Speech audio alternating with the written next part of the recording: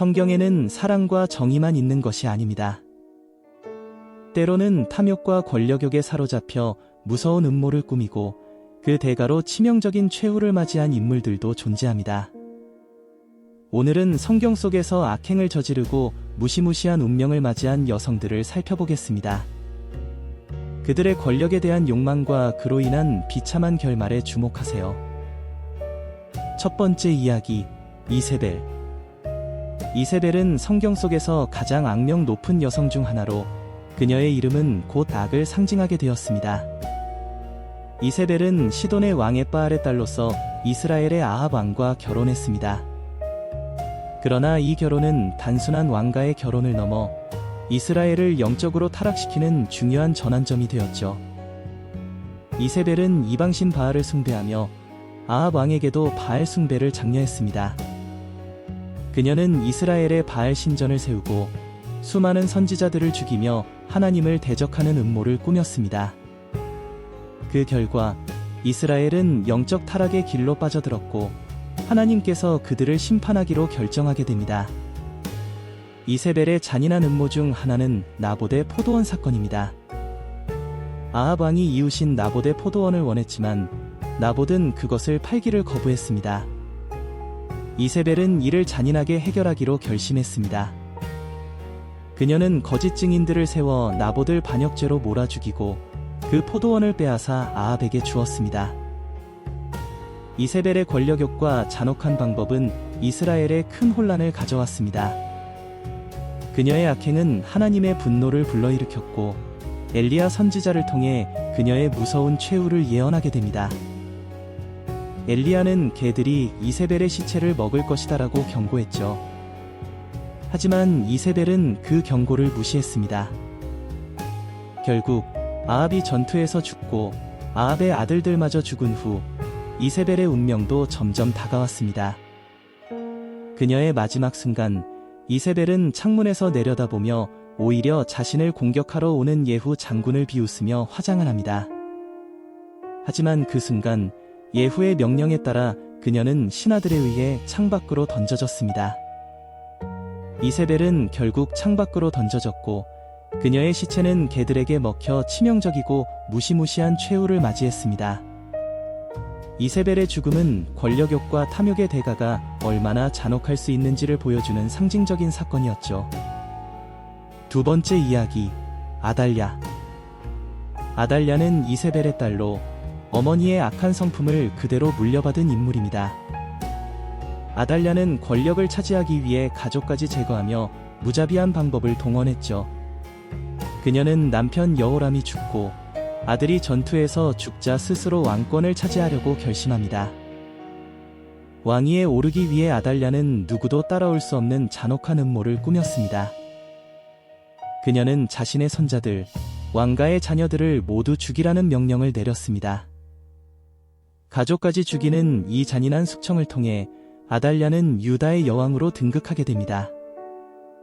하지만 그녀의 왕권은 공포와 피로 얼룩졌습니다. 그러나 아달랴의 음모는 완벽하지 않았습니다. 왕가의 자손 중 하나인 요아스가 겨우 살아남아 숨겨졌습니다.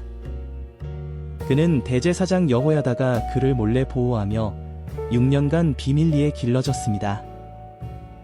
그동안 아달랴는 여왕으로서 유다를 통치했지만 점차 불만이 쌓여갔습니다.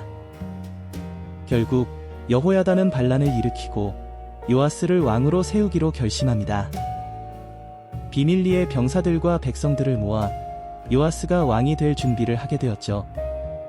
반란이 일어나고 아달랴는 요아스가 왕으로 즉위하는 장면을 목격하게 됩니다. 그녀는 얘 반역이다 라고 외치며 분노했지만 이미 그녀의 통치력은 끝난 상황이었습니다. 결국 아달랴는 반란군에게 사로잡혀 처형당했습니다.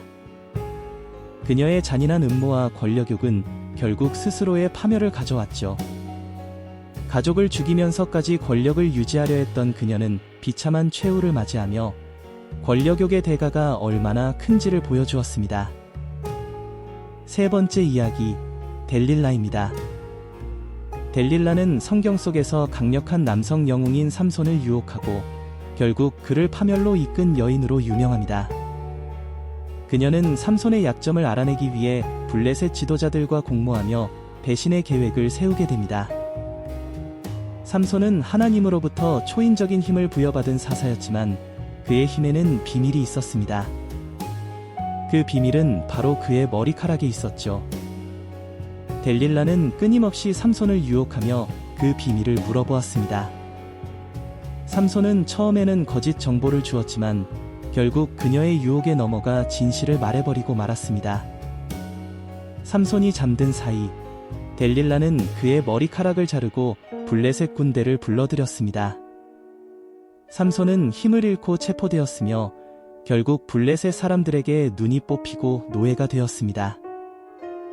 델릴라는 배신을 통해 자신의 이익을 챙겼지만 그녀의 이름은 배신과 유혹의 상징으로 남게 되었습니다. 델릴라는 삼손을 파멸로 이끌었지만 삼손은 마지막 순간에 하나님의 힘을 되찾고 블레셋 사람들과 함께 자신을 희생하며 큰 승리를 거두었습니다. 델릴라의 배신은 영웅을 일시적으로 무너뜨렸지만 결국 그녀도 삼손의 복수에서 벗어날 수 없었죠. 네 번째 이야기, 헤로디아입니다.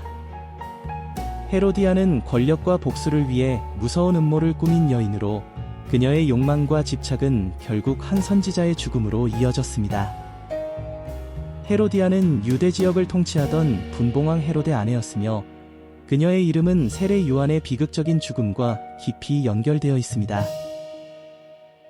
세례 요한은 하나님의 선지자로 왕과 권력자들에게도 두려움 없이 진리를 외쳤습니다. 그는 헤로디아와 헤롯의 결혼이 잘못된 것임을 공개적으로 비판했습니다. 왜냐하면 헤로디아는 원래 헤롯의 형제 필립의 아내였는데 그녀가 남편을 떠나 헤롯과 결혼했기 때문입니다. 당시 이 행위는 큰 죄로 여겨졌습니다.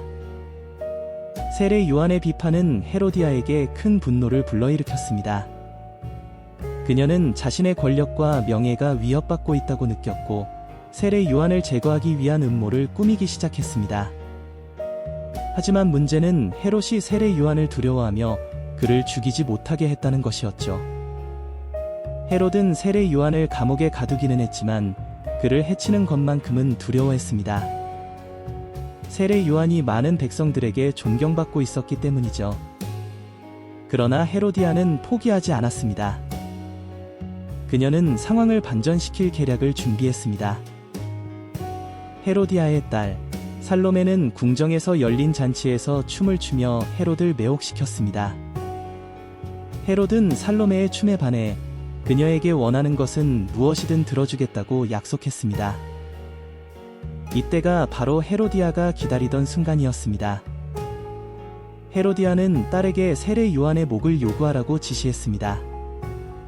살로메는 헤롯에게 세례 요한의 목을 쟁반에 담아달라고 요구했고 헤롯은 비록 마음이 내키지 않았지만 자신의 약속을 지키기 위해 어쩔 수 없이 그 요구를 들어주었습니다. 결국 세례 요한은 참수되었고 그의 목이 쟁반에 담겨 헤로디아에게 전달되었습니다. 그녀는 복수에 성공했지만 그 대가는 끔찍한 죄악이었습니다. 헤로디아의 음모와 복수심은 한 의로운 선지자의 죽음을 불러왔고 그녀의 이름은 역사 속에서 배신과 잔혹함의 상징으로 남게 되었습니다. 이세벨, 아달랴, 델릴라, 그리고 헤로디아. 이들은 모두 권력과 탐욕에 눈이 멀어 무시무시한 음모를 꾸몄고 그 대가는 치명적이었습니다. 그들의 욕망은 결국 그들 자신을 파멸로 이끌었고 성경 속에 그들의 이름은 악행과 배신의 상징으로 남았습니다. 성경 속 악녀들의 이야기는 단순한 악행의 기록이 아닙니다. 탐욕과 권력욕이 인간을 어떻게 타락시키고 그 끝이 얼마나 비참할 수 있는지를 보여주는 경고입니다. 그들의 잔인한 음모와 비극적인 최후는 지금도 우리에게 깊은 교훈을 남기고 있습니다. 더 많은 이야기를 함께 나누고 구원의 길을 찾아가길 원하신다면 구독과 좋아요, 알림 설정을 통해 계속 함께 해주세요. 항상 하나님 안에서 평안을 누리시길 기도합니다.